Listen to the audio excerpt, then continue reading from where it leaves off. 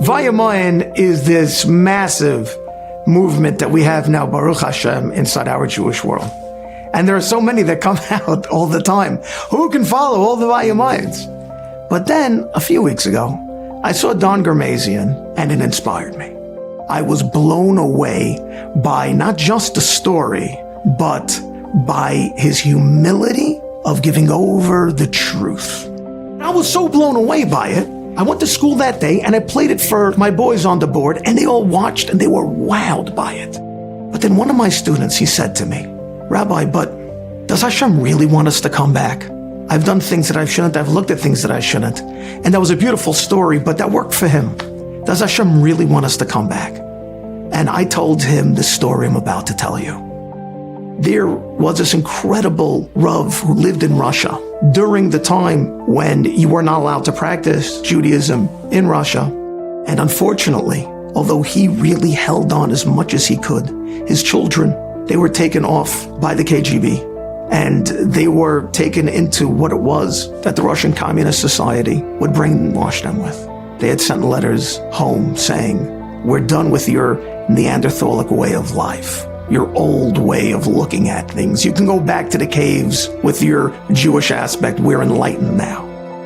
This rabbi eventually, he left from Russia when the Jews were liberated from there, and he came to Israel.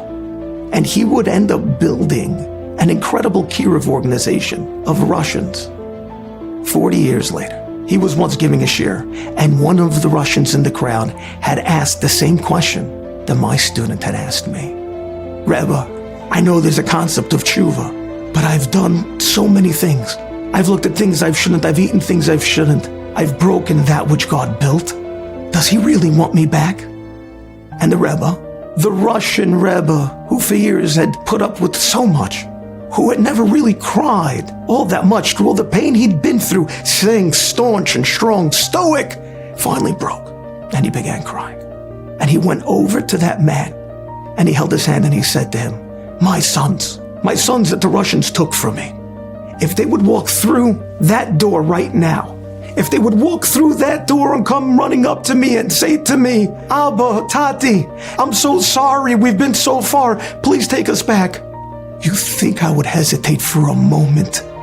Or do you think I would grab them up, hug them and kiss them and say, all that matters is that you're here in my arms right now? I said to my student, Hashem is not saddened by the sin. Hashem is saddened if the sin causes you never to return. Hashem is saddened if the sin convinces you that Hashem is too small to allow for His forgiveness to wash you clean. Thank you, Vayamoyin, for giving me and giving so many Yidden that feeling, that knowledge that Hashem loves us and is waiting with open arms for us to come back.